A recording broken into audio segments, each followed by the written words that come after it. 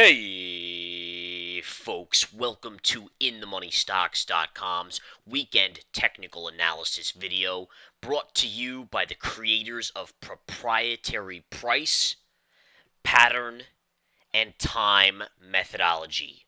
Learn the PPT strategies and profit for life. My name is Gareth Soloway, Chief Market Strategist here at InTheMoneyStocks.com.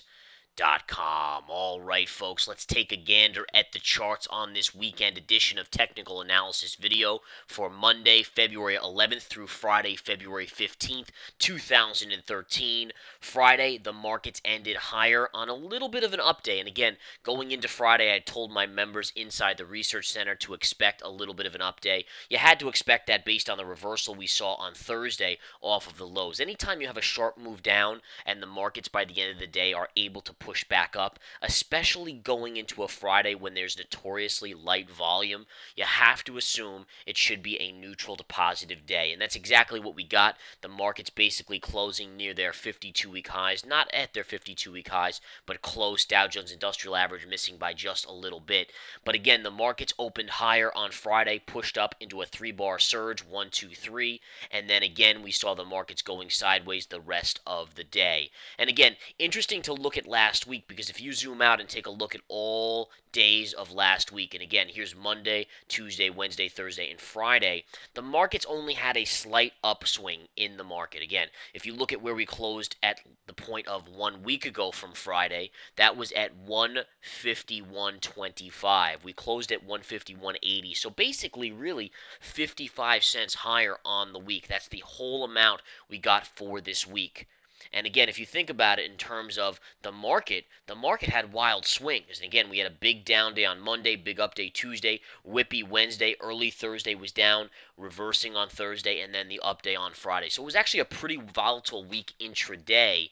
But if you look at the week as a whole, it was just another up week in the markets. And again, we'll look at the weekly and the monthly charts later on. I think it's important for us, as we see more and more up weeks coming, to look at those larger time frames and see if we see master time counts, pivot cycle dates, stuff like that, which is things we teach here to our members at InTheMoneyStocks.com. All right, so that's what happened last week. Now let's talk about the coming week. First off, what we're seeing is a little bit of unsure nature in the markets for Monday. Monday, there is a good chance that it's neutral to lower. I don't see a big sell-off on Monday, but again, we could be a little bit weaker on Monday. Once we get into Tuesday, you're looking at the president's speech, the State of the Union, coming out on Tuesday evening and going into Wednesday. So it's looking like Tuesday, Wednesday most likely will be a neutral to positive market.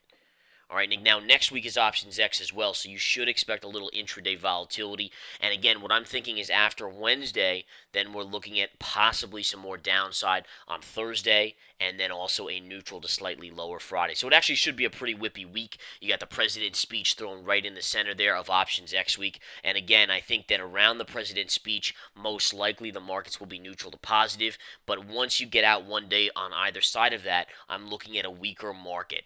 All right, and again, there's a couple different signals telling us that, but that's what we're looking at. Really, any downside in the market is due to Europe at this point in time.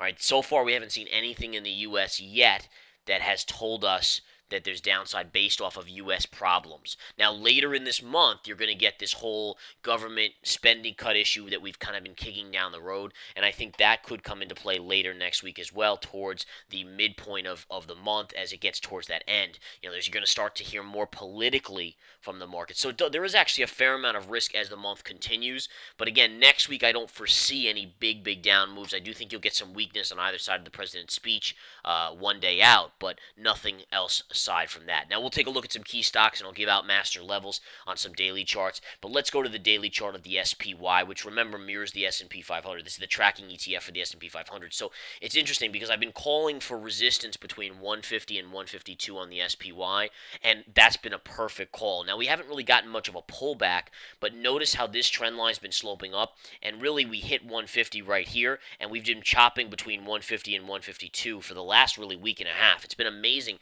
how this level has kind of held the markets in check. Now, again, on Friday, we closed near those highs, basically at the 52-week highs on the SPY. And the question is, could we possibly push up to the next small resistance level, which is just a tad higher? I actually do think that's possible around the president's speech next week. And if we zoom out on the charts, I want to show you where the next target would be. All right, so you're looking at going back to 2007, the last pivot of 2007 before the big debacle in 2008. There's a pivot right here around 152.50 to 153. All right, and it's right here. You can see it very clearly, and then we have the pivot top from 2007, which were basically the all-time highs of the S&P 500. But again, that first pivot between 152.50 and 153 should be a very intriguing level of resistance as well, which is not that much higher. I mean, you're basically talking about 70 cents to $1.20 on the SPY, which matches to 7 to 12 points on the S&P 500. So it's very very close, and based off of next week, I do anticipate we probably at least touch the low range of that resistance area. All right. Taking a look at some of the other big charts last week. On Friday, a great move off of one of the swing trade alerts given out in the Research Center. And again, for those of you that are interested, the Research Center is geared towards swing traders and investors. So if you're an investor, 401k, IRA, investment account, you want to hold a stock for a week or two or longer, that's where you want to be. That's where we're going to teach you proprietary secrets. We're going to give you swing trade alerts, calls, exactly as I take them. Basically, what happens is if I see a chart I like, I put it out as an alert with a trigger, a stop price, a target price, everything you need to know for trading that stock on a swing trade basis or an investment basis. And if it triggers, I'm in.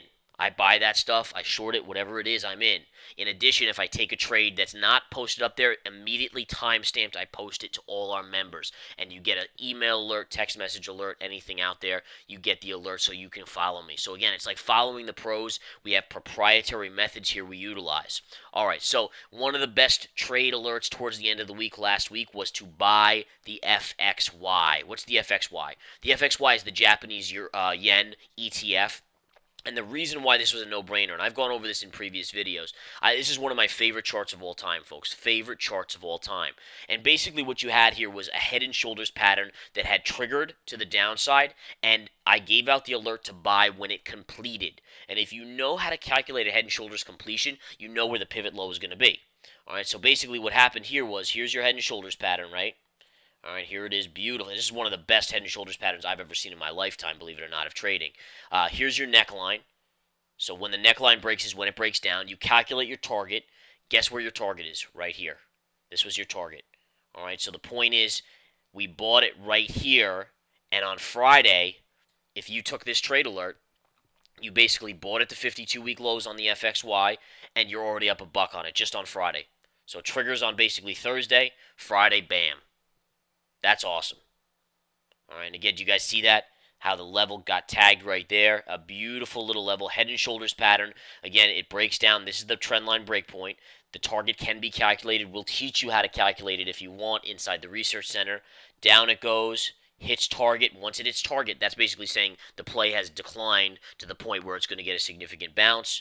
And sure enough, it did start that on Friday. It's a beautiful thing, folks. Really is. In any case, that's just to give you guys an idea. One of the trades in the Research Center this past week. I would say on average we probably do about 3 trades a week, depending on market conditions. But again, in terms of swing trading, that's great. Again, imagine banging out 5-10% in profits on 3 trades a week.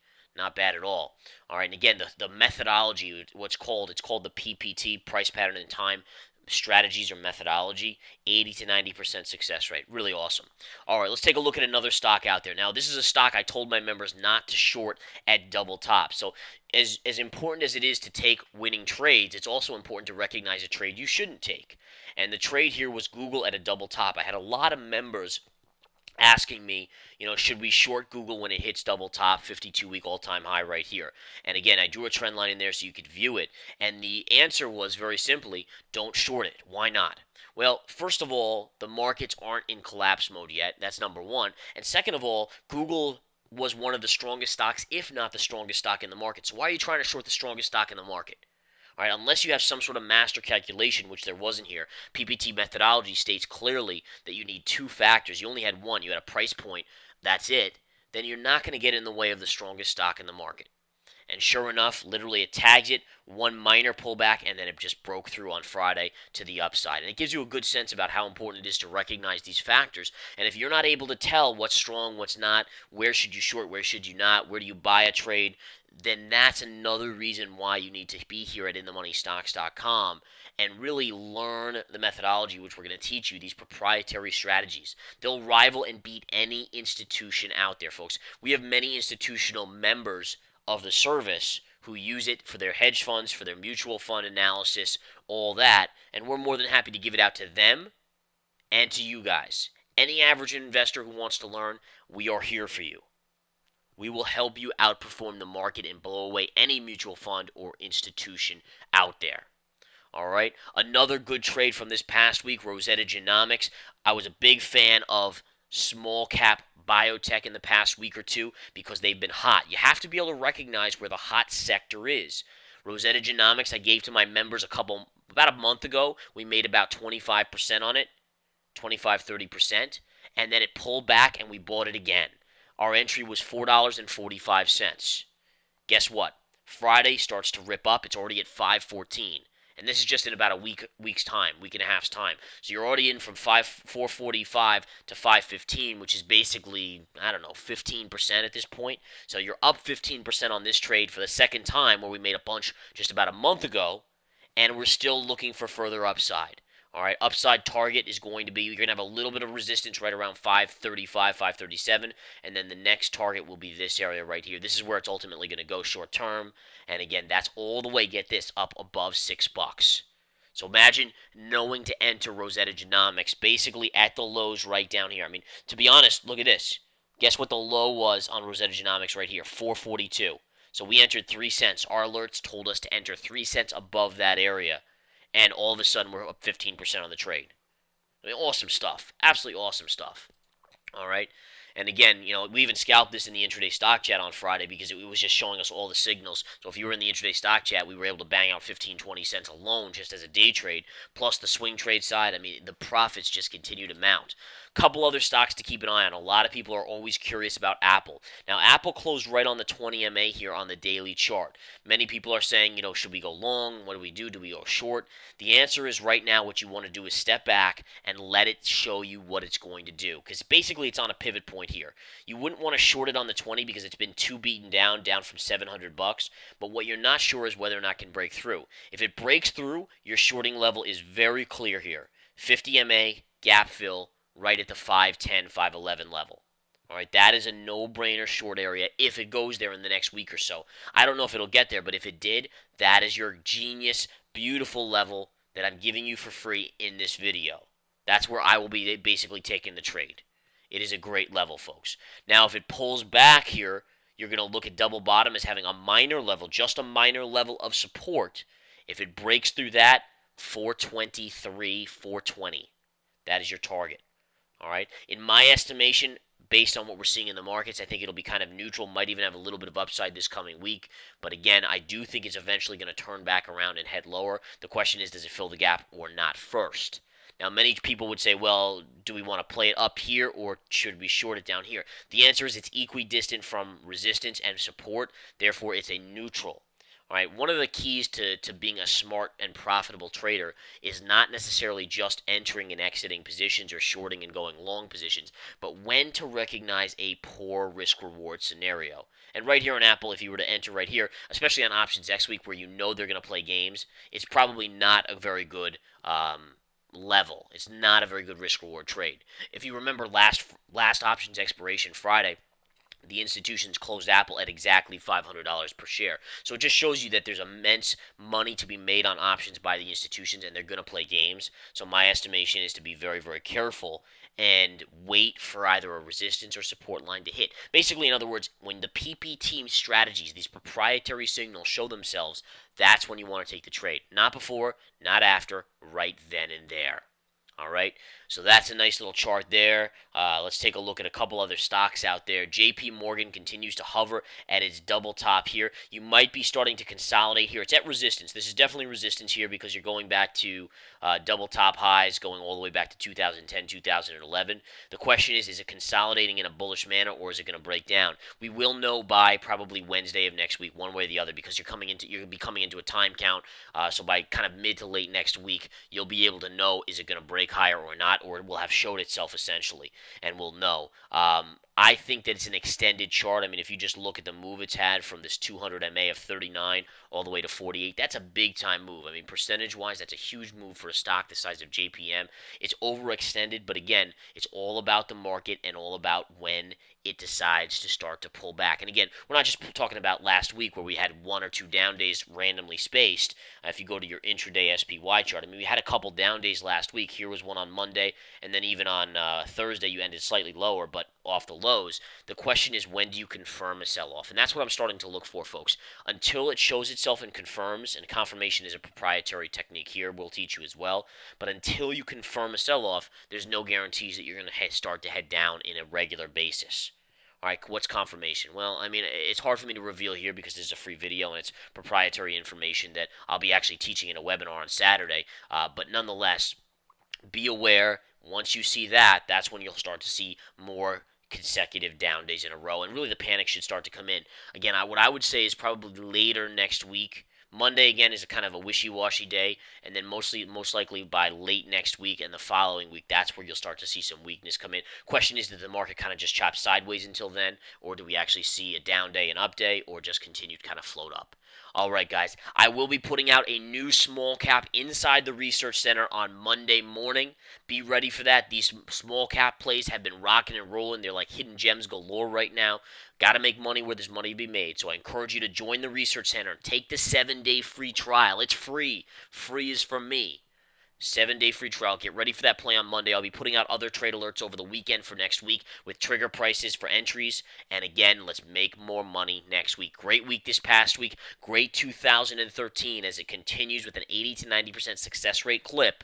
Let's keep it rolling, guys. Let's keep it rolling. Have a great afternoon, great weekend, great morning, whatever it may be where you're watching this video. No Hype Live inside the Research Center, which is a live broadcast Sunday night you'll get access to if you're a Research Center member. We'll be analyzing charts Sunday night for you. And again, a very profitable week coming as well. Take care. Come join us here at InTheMoneyStocks.com.